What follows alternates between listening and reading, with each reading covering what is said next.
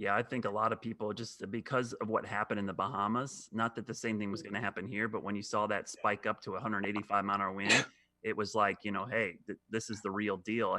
And that's why I think there's been a lot of criticism for some evacuations in some areas because people think it's overboard. But, this thing this was a dangerous storm and you just can't take the chance. The thing about evacuating such a large area of the coast, you can't do that in a day. It takes several days. So, one of the things they have to do, it takes 3 days to evacuate some of these areas. So unfortunately, the forecast cone isn't all that great 3 days out. You can't be super specific. So to evacuate people in 3 days, you gotta basically take the 72-hour forecast and say, all right, if this is going to be where it's in 72 hours, we got to evacuate now. So you tend to over evacuate in those situations.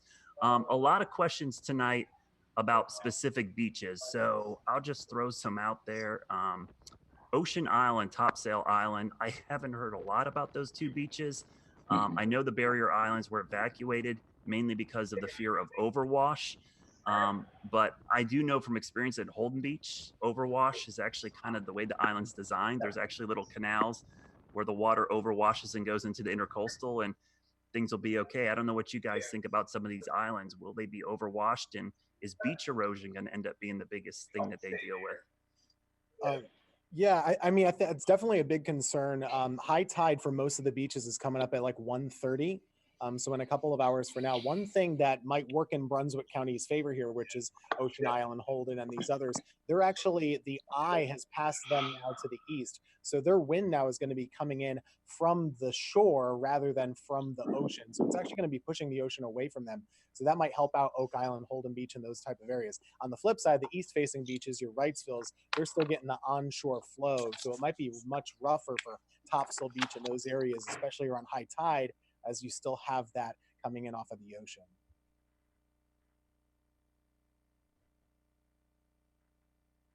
In the northern hemisphere, the structure of the storms, we're kind of lucky because the northeast quadrant of the storm has the highest winds. So that so far is offshore. And I'm looking at observational winds. Wilmington, where Savannah is, wind gust to 50, sustained at 30, wind gust to 45 now in Hatteras. So even though this thing has sustained winds of 100 miles an hour, and it's a massive storm, except for I only saw one ob. You guys can correct me. Frying Pan Shoals, where they had a wind gust over Hurricane Force. So we're kind of lucky that it's just parked offshore right now. Yeah, and I think that's what Tim was alluding to about the eye. Like the water's still going to come in, but the winds, that's the big thing about where the eye goes. If it makes landfall, that's going to bring those 100-mile-an-hour winds at Topper, which you're talking about, really close to the shore. Because I was watching, I was fascinated not only by the Jeep today, but the American flag on the Frying Pan Tower. That, I don't know what they had that thing tied with, but whatever it is, I need some of that for my house because it's amazing. That thing was sitting there and we lost the daylight right when the eye was passing overhead, because it would have been cool to see some clearing. I was watching the obs, and I've actually been out. Oh, I lost my light there. That was weird. I've actually been out in that area, and the actual buoy is a little bit east of the actual tower. And I could see the winds go down as the eye was coming over, and it probably is going to be pretty spectacular amount to see what's left of that flag as out at the Frying Pan Tower. But I did see that obs at almost 80 miles an hour out there, but that's 65 feet off the water. So wow. that's a yeah. Hey, Brad, we got 10 o'clock in, so winds are still 100 miles an hour sustained. They got a report of Fort Fisher Monument, North Carolina, sustained wind of 60, wind gust to 74. That's the highest. And then we've got Federal Point, North Carolina. Maybe you guys know where this is. Sustained of 59, wind gust to 75. That's just in. And also, I just put the stats up there. So the other key thing, they're northeast at 13, so it's picking up speed. Mm-hmm. I actually thought it's been moving faster than the obs because where it is now, it was supposed to be 2 hours ago. It's like it's out racing the forecast points on the Hurricane Center forecast. So it'll be interesting to see if it accelerates more. It's getting caught up in the westerlies. And Topper, I'll ask you this as well, because last night we had Jeff on from VC. How concerned are you that it's going to merge with the trough? And you guys might get some winds to expand to the northwest some as it kind of becomes extra tropical. Yeah, I mean that's a possibility, and I think it's a couple things. It's so darn big that I think we're going to see tropical storm force winds on our ocean resorts, Ocean City, Bethany, Rehoboth, those areas, even up to Cape May, maybe as late as 2 o'clock in the morning on Saturday. But I think with the westerlies, and at least we have some steering currents, I think we're in pretty good shape in terms of getting the storm off shore. I have a friend who is trying to get married in Long Island over the weekend on Saturday. And I think things are going to work out. I think Friday's going to be a little messy even in Long Island. But it's, as you said, it's moving. That's the greatest news we have. The eye hasn't crossed land yet, and it's moving. And it's weakening a little bit. The pressure is about the same. It's dropped just a hair since the 9 p.m. advisory. What was interesting to me is the reason that they've lowered the pressure the last couple of advisories is because the buoy measured lower pressure than the advisories were. So the buoy at the Frying Pan Tower was down to 959. So they actually lowered it because of an actual op, which was kind of cool. It doesn't happen a lot. Yeah, I think sometimes, viewers might understand a lot of these sometimes are estimates. Even when the aircraft's in there, you're estimating surface pressure because you're doing a calculation, you're extrapolating down to the surface for winds.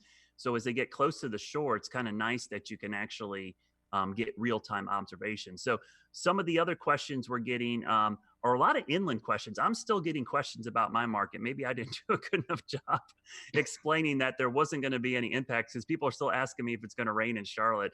Tim and I have been dealing with this a lot. Our viewing area literally has been from like the western part of our viewing area had sunshine and it was hot and it was a nice day.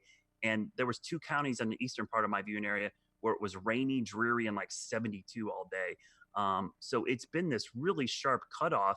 And I think everybody thinks hurricane, they think it's massive storm that affects everybody, but it's really been location specific out, who has seen the worst weather. And I don't know what you guys think, but I think the tornadoes this morning might have been the most damage we've seen so far because the South Carolina damage wasn't really that much. My friend down in Charleston said the king tide this past weekend was actually higher than the surge that they saw in Charleston Harbor. So I thought that was interesting. So I'm waiting to see if we end up getting maybe a surprise here at the end when we think it's weakening and moving out, and maybe the biggest surge in wind might be the last little gasp as it moves out of North Carolina.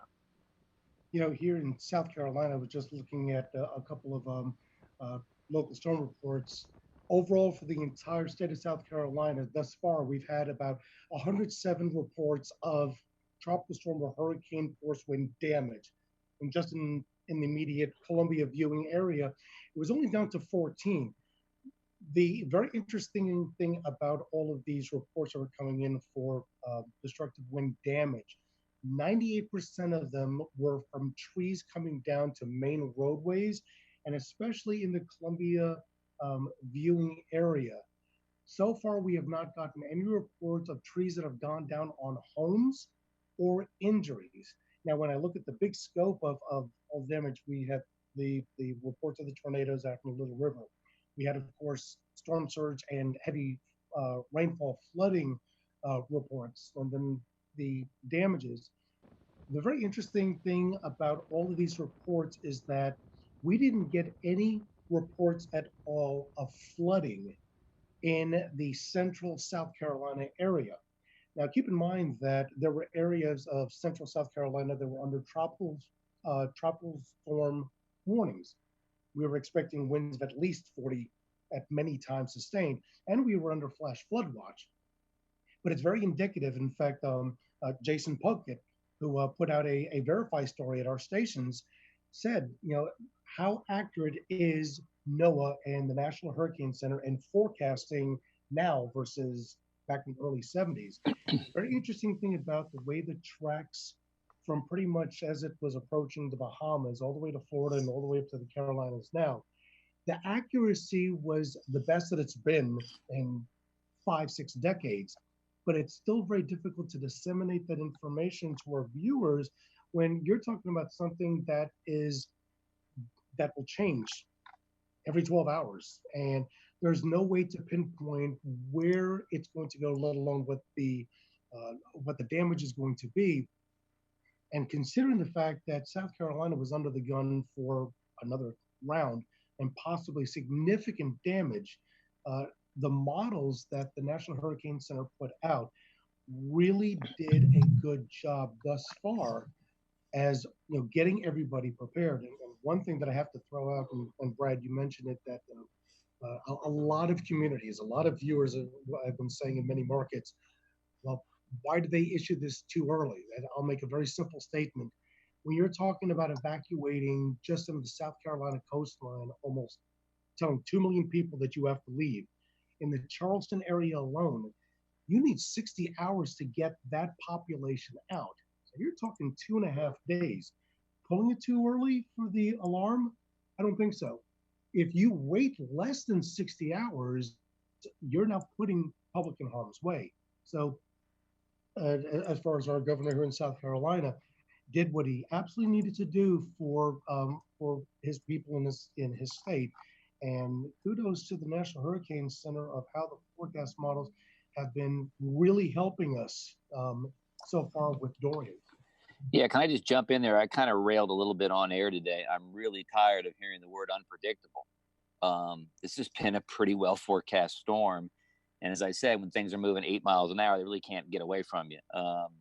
So we have not run the verify bucket speeds. We're going to run it though tonight, and I think it bears out what you said, that the forecasting has become incredibly more accurate and more timely. And I don't want to give away my age, but I remember some of those days where we had one model and maybe it ran at night, maybe we got an update, maybe we didn't, and we're kind of spoiled now with the accuracy.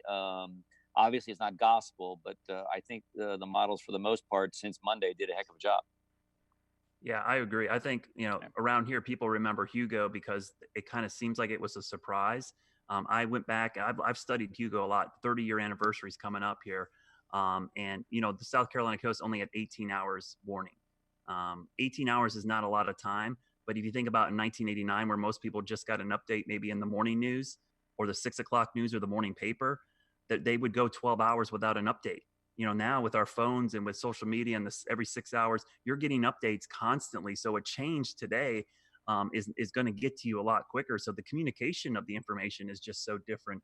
And the fact that, 10 days ago, we kind of knew that the Southeast was going to be threatened is pretty amazing. These things will never sneak up on us again. But Topper's right. We're kind of a victim of our own success. We're so good at it that people expect it to even be better than it is. And we lose the fact that now hurricanes don't sneak up on us like the Galveston hurricane of 1900 when people are on the beach swimming the day before a Cat 4 comes in. So it's a different time. So we're going to wrap up here, but I want to do a quick little around the horn here. I want to let Savannah go because she's got a long night ahead. Savannah, has anything picked up where you are in the Wilmington area? I see someone walking a dog behind you, so it must not be too bad.